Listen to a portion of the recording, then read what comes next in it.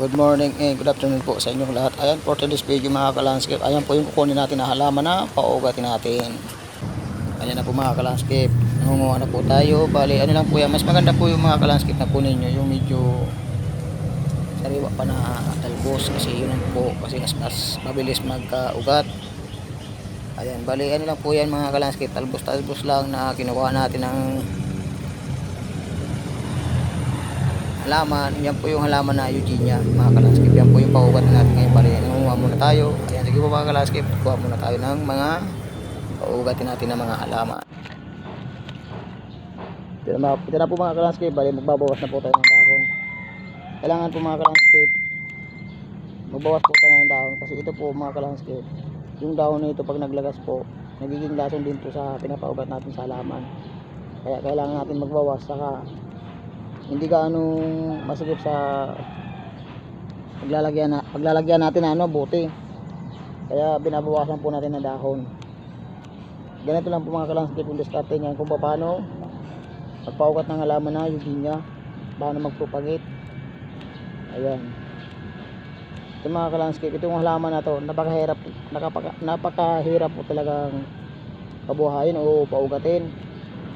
Kaya kailangan alam niyo po yung diskarte na yung magkakaugat po talaga siya, kasi ito talaga napakasilan tong halaman na to. Yan, bali ganito lang po yung diskarte mga ka-landscape. Bawas po tayo ng dahon. Ayan, kailangan mga ka-landscape, huwag masyadong matigas yung kunin natin. Kailangan medyo mura pa yung mga dahon nya para mas mabilis po talaga siya magkaugat. Ayan, ganito lang po ang diskarte mga ka-landscape. Bawas ng dahon, bawas ng dahon.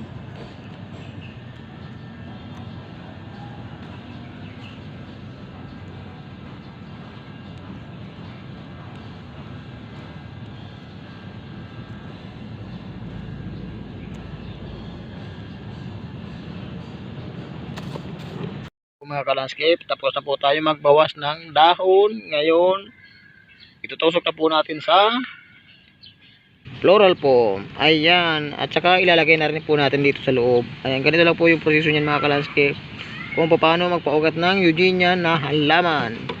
Ayan, sige po mga ka-landscape, kasi maglalagay na po tayo sa floral foam. Itutusok na po natin.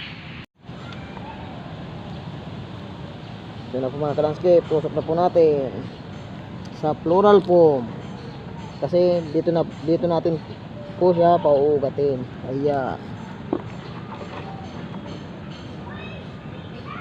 ganito lang ang proseso mga ka-landscape kung paano magpaugat ng Eugenia. Ayan, tusok lang po natin mga ka-landscape to. Ganyan lang po yan ang diskarte niyan.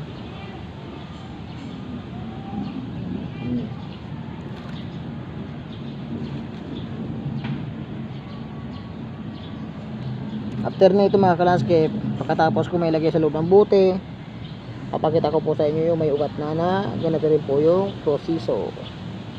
Ayan, balik ganito lang po mga ka-landscape kung paano magpaugat ng halaman ng Eugenia na gamit lang po ay floral foam.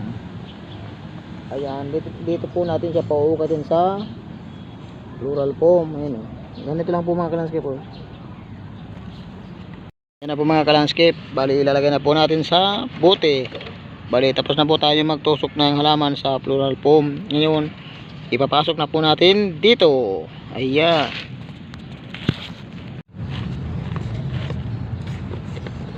lalagay na po natin sa loob. I-press lang po natin mga ka-landscape para pumasok sa butas, sa bunganga ng bote. Ayan, ganyan lang po mga ka-landscape ang diskarte niya, no? I-press lang po natin siya para makapasok sa butas.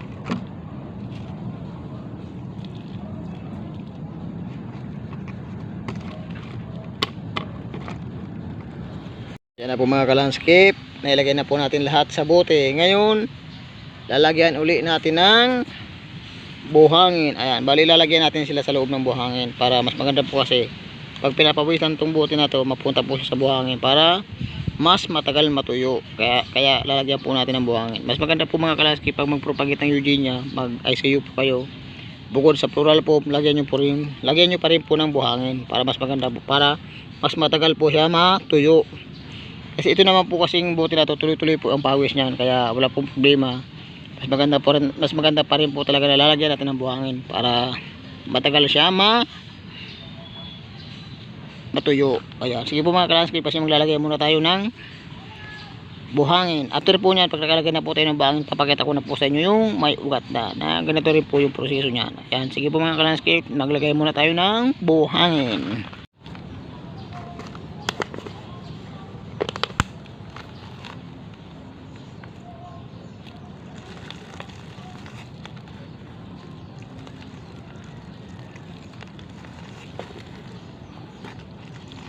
Kailangan mga ka-landscape para matakpan lang yung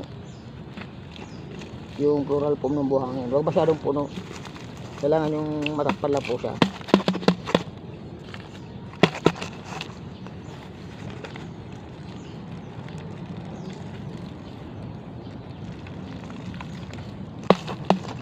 Ayan, yung ganito lang po mga ka-landscape po. Huwag masyadong puno. Ayan, ganito lang po yung proseso niyan mga ka-landscape. Ngayon po, pakita ko na po sa inyo yung may ugat na. Ayan, kukunin ko lang po mga ka-landscape yung halaman na ganitong rin proseso na may ugat po siya. Pakita ko lang po sa inyo. Ayan na po mga ka-landscape, pakita ko na po sa inyo. Bubuksan na po natin. Ayan, may ugat na po siya. Ganyan lang po mga ka-landscape, paano magpaugat ng mga halaman na Eugenia.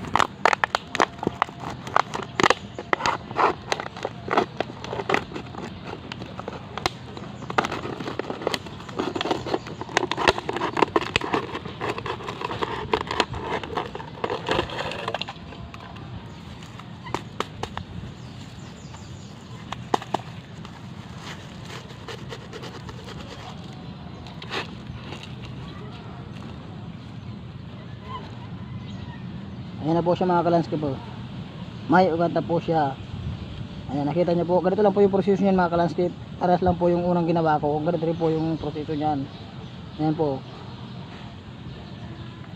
Ayan mga ka-landscape. Paki-like and share, subscribe na lang po para kahit paano mayroon po kayong matutunan kung paano magpaugat ng mga halaman na iba-ibang klase. Ayan, sige po mga ka-landscape. Maraming salamat po ulit. Bye-bye na po.